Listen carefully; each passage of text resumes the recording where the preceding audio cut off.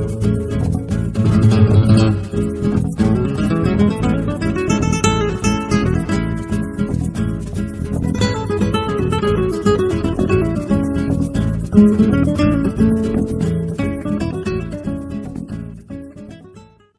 this is Richard C. Wilson from the Family Office Club. Today we're doing a member spotlight interview with Joe Pastore. Welcome, Joe. Thank you for having me. Sure. And Joe, how do you operate within the investment world? What type of investment firm do you run? Okay, we work for a hedge fund, and it's one of the top performing hedge funds in the world. So we have some really exciting things going on that I'm really happy to share with everybody. Great. And in terms of top performing in this type of an environment, someone might listen to this a year and a half from now, of course, but we're recording this at the very end of April, and it'll probably go live first couple of days of May. So to be top performing and have a consistent return during this time is obviously a lot harder than it has been the last 7 years. So can you comment a little bit about how you're able to produce that and how you operate? Okay, I'd be happy to. Well, first thing is we have 3 different funds, and our performance is very, very good in any time period. One of them is up over 200% year to date. One of them is up over 100% year to date. And one of them is up over 50% year to date. And we've done that under the most volatile circumstances. And we do that by A, not taking directional bets, and B, we're not regular equity managers. We start out in cash every morning and we end up in cash at the end of the day. All of our strategies are 100% liquid. And at the end of the day, they're hedged. So they have less risk than an individual stock. I see. So it seems like it's a sophisticated strategy, and you're going in and out of positions quickly. You're not taking a long-term market directional bet like a lot of people might put on their 80 securities or their 20 best ideas. Your holding period is intraday, sometimes for minutes or hours, I would guess you're holding some securities. Is that right? That's correct. Our longest trade is usually around 40 minutes. And for one of our strategies, we will have overnight positions and long-term positions. But in a volatile market like this, we've realized you can't do that. You've got to be able to mitigate the volatility. And the way to do that is staying short and hedging your positions. Sure. And are you simply trading, equity securities, or are you trading many types of instruments and securities and commodities, et cetera? No, we're only trading options and we're trading ETFs, because we've learned that it's impossible to predict the behavior of any individual stock. But when you're looking at ETFs, it's very easy because people exhibit a herd mentality, and all you need to know is whether it's going to be the risk-on trade, which is greed, or the risk-off trade, which is fear. And if you have a system for identifying when it goes from fear to greed and greed to fear, then you've got something. And then if you hedge that, then you're really ahead of the game, because even if you're wrong, you're not going to take a big hit. Where if you're riding the markets up and down, I mean, it's absolutely impossible. There's so much whipsawing in a market like this. So we don't believe in taking that kind of risk. We want to just stay short, stick with our model, our intraday trading signals. We'll never take a position unless there's at least a 70% probability that will be correct. And most positions we won't enter unless there's at least a 90% probability that we're right. Definitely can relate to the ripsaw effects. I mean, look at yesterday, up so strong, yesterday back down. People aren't watching this in real time, I realize, but anyone who's been watching the markets can relate to what you just said for sure. I was trading notes with Ellie a couple of minutes ago from my team who you connected with to set up this interview here today, and she mentioned that you talked about the movie The Big Short and opportunities that come that, I know some managers do best when there's lots of volatility. It's when they really shine, either because they have steady returns while other things are going down, or because the volatility is what allows them to capture value. But can you comment on, any opportunities you see that's related to, that film, since you brought it up? Yeah, well, one of them, you're absolutely right, is completely related to volatility. What we're doing is we're selling options on expiration date. And to make this simple for everybody, it's like selling a carton of milk on expiration date. At the end of the day, it's going to be worth $0. But say your gallon of milk costs $5. Right now, because of volatility, that gallon of milk is going for $20. So it's almost easy money. Plus, there are so many risk controls there, because what's your risk if you're selling options? Your risk is that the price shoots up. Well, I'm going to give you a real world example. About a month ago, when the Dow shot up 2,000 points on a Friday, that's the equivalent to 240 points on the S&P. Well, we were writing calls that were 300 points out of the money. So even on one of the biggest moves in history, we weren't even close to losing money. Plus, you have circuit breakers that kick in at 7.5%. Market moved 9.5% that day. So once again, we weren't even close. Plus, our trades aren't the full day. So you could see, plus we're hedged. So there's really a lot of risk controls here. So even if everything went absolutely wrong, you still wouldn't be losing money. Sure. And I know that you're overall pretty bullish on the market. Can you point to a few of the reasons why you think you are, or why you are? Because I see that in the news, everyone's using these letter type shapes, which are obviously not going to reflect the actual shape of the market, but they're trying to get across whether it's going to be, a couple W's connected, which would probably be best for you, honestly, with volatility like that, or if it's going to be a slow recovery, et cetera. What makes you bullish right now? Well, actually, to be clear, we're not bullish. We're completely bearish. Okay. And there are two reasons. From a fundamental basis, okay, well, what's going on right now? We see, the market peaked and then it went down to its trough, and we've seen a 50% retracement. And this is a classic technical chart. And we've seen this, guess where? 1929, 1973, 1987, 2001, 2008. Right. And once again, going back to that movie, The Big Short, that's where we are right now, where people are like, okay, COVID is almost over. We've seen the market come back somewhat. Things aren't so bad. I think, the market's coming back. But the reality is that's about as far from the truth as possible. Think about it. We just shaved 2 months off GDP, and people are just going to shake that off like nothing happened. When the first quarter hasn't been horrible because the volatility didn't really start until the middle of March, so the numbers aren't so bad. So that's another reason people are saying, yeah, it's not that bad. But wait till the second quarter earnings hit. It's going to be nowhere to hide when you see all these bankruptcies, all these defaults, all these companies' earnings down 90%. Nancy Pelosi just issued a statement saying they need another $1 trillion just to prop up states and municipalities, never mind citizens, before they start going into bankruptcy. So anybody who thinks the economic impact of this is over is out of their minds, both from a fundamental basis and on a technical basis. But we don't expect that to really set in once again until probably July, because that's when you're going to see the real defaults coming, and that's when you're going to see the second quarter earnings. But first quarter earnings weren't bad, so people think this is over, and it's far from over. I'm glad you said that, because part of my job when doing discussion panels is to be professionally polite of all different opinions, and same with doing these interviews, of course. But honestly, myself, there was an article that came out from a big economist yesterday just saying this is going to get much more painful than people want to admit. And when restaurants are allowed to open and their maximum capacity can be 25%, do you think they're going to go back and hire all 32 of their staff?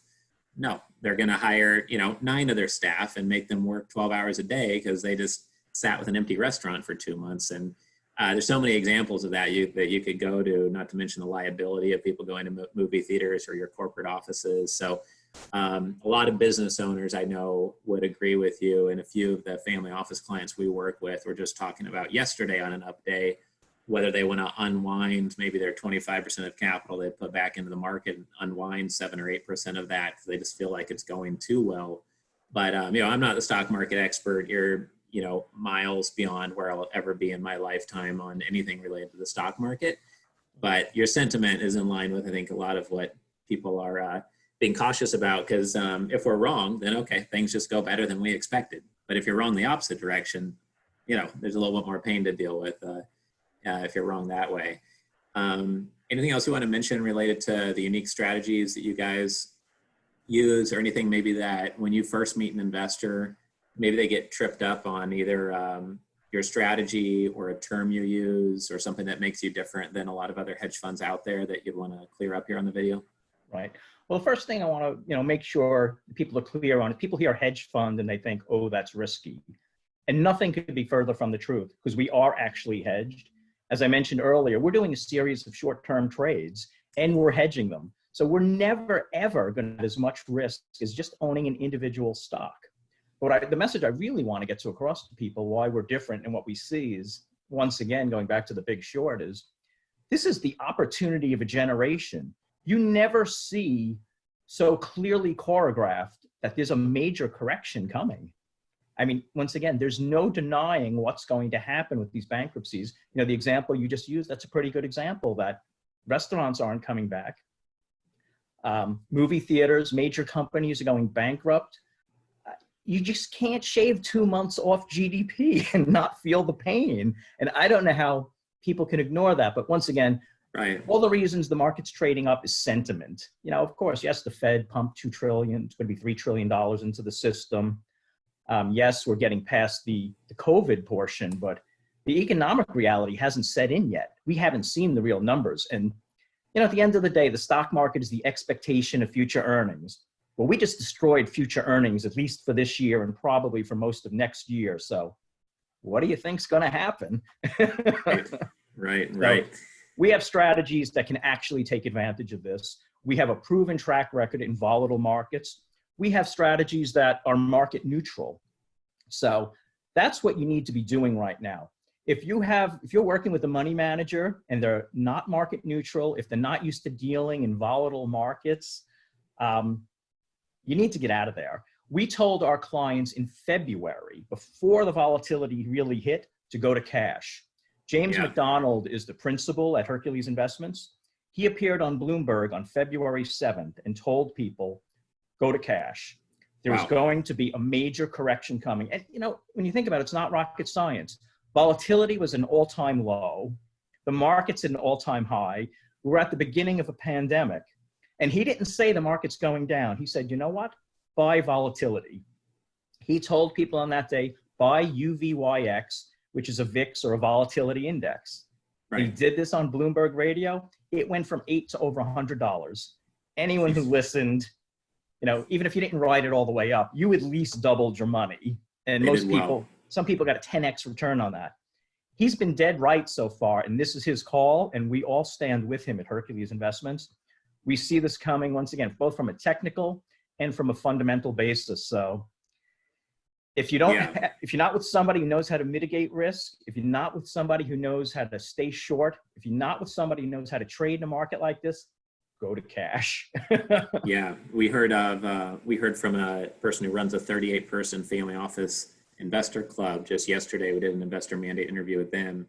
He was very cautionary and similar to yourself as well. And it seems to be, you know, a common theme within some of the interviews we're doing this week. So, and like I mentioned earlier, it's always better to be overly cautious and overly aggressive when things could go wrong against you strongly. I just have two more questions. I know we're trying to keep this relatively tight to respect your time here today. What's the number one due diligence question that people should be asking hedge funds like yourself or anybody pitching an investment right now? Obviously, part of that might be, do you have a market neutral strategy? But I guess beyond that, what's the number one question you think that people should be asking? The number one question I would have people ask is, how is it possible you can achieve high returns without taking risk? What mechanism is it you're using right now to mitigate risk and to be able to navigate markets like this without getting hurt? You know, a lot of clients have come to me when we start talking to prospects like, your high returns scare us because that means it must be risky. And it's like, no, it's the opposite, because it's a series of short-term trades. It's a, think of blackjack and you're the house in Vegas. You keep hitting singles and doubles and the odds are in your favor as long as you're only taking trades that are between 70 and 90% probability of being correct. You keep doing this and the returns really gather. Once again, we're not looking to hit home runs where you have returns, but 0.25% a day, 0.5% a day. Last year, our ITRS strategy, which means intraday trading strategy, it was up over 300%. And that's why it's not these big trades. It's a lot of singles and doubles. And as long as you're not losing money, you keep putting that together. That's how you do it. And that's what people should be asking. How are you making money? Are you taking directional bets? Are you hedged? And are you liquid? And it does seem on the surface level like a too good to be true type category because it's so high compared to most funds. I'm sure you face that challenge. I mean, you just brought that up because you do face that challenge. Yeah, And, no, you absolutely. know, so I guess it's an educational game. I think there's other people listening to this who might run an investment firm who also get labeled as too good to be true. And I guess showing them those case studies, the examples, you know, specific, a couple example trades that you've done that day or the day before, et cetera, are just ways that you get through that, I would guess. Yeah, and we don't do a lot of trading. We actually do on average 1 trade a day. We're not one of these people doing high frequency trading. And because the beauty of a hedge fund is we see the signal, we take it. If there's no signal, you don't take it. And you're not trapped in a position where overnight, oh my God, the market went down 1,000 points, you're going to get hammered. No, we're going back to cash. So we don't care what's happening overnight in most of our strategies, not all of them. Right. So it's really low risk. And one thing I want to get out there is we do webinars every Thursday at 4 p.m. Pacific Standard Time. And we show people, we explain to them, A, what's going on in the market, B, how we're generating the returns, C, how we're different. So everyone has a chance to kind of get to know us before they would ever put a penny at risk.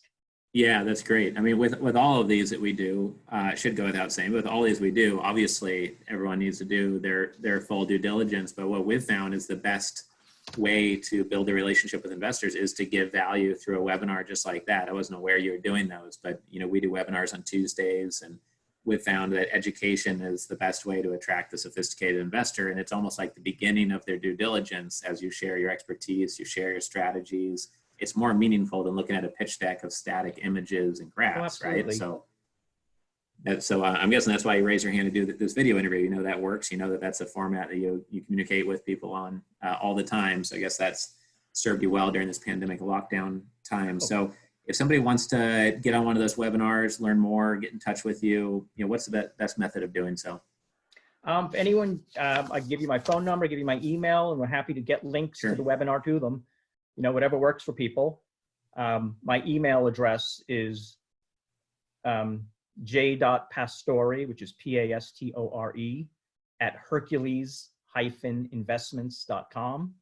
Or just call me. My phone number is 310-493-0044. But basically, yeah, if you can get people to go to the webinar, just check it out. They'll know very, very soon whether it's, wow, this is something I want to be involved in, or no, it's not. But we can show you it's not risky. We have the returns, and it's fully liquid. And that's the most important thing. You know, it's T+3 like anything else. You want your money back after 3 days because you're not happy. There's no lockup period. There's no black box. The accounts are opened with Interactive Brokers, which is one of the largest in the world. So they see all their positions in real time. So this is not one of these hedge funds where we don't know what's going on. No, this is fully liquid. You see everything every second. Right. There's no 2-year lockup and black box algo rhythm, you know, trading stuff 1,000 times a day. It's totally different than that. I know you're in the Los Angeles area, so, you know, if somebody wants to come and give you a fist bump, you know, a couple months from now, and when people are actually meeting again, and they're in the California, LA area, I'm sure they could easily connect with you there as well in person. Yeah, that would be great. And our office is in the US Bank Tower, which is the largest building in Los Angeles. So we're easy to find. Okay. Great. Well, I appreciate you doing this interview here, Joe. We haven't had any hedge fund related experts being on the interview since the crisis began. So we're glad to have that perspective and your insights just on what's going on in the market overall. We're getting a lot of questions about that from our members. So appreciate your time here today. Thank you for your time. And once again, if you know anyone wants to get in touch with me or you can facilitate that, that would be great. Great. Thank you. Take care. Okay, thank you.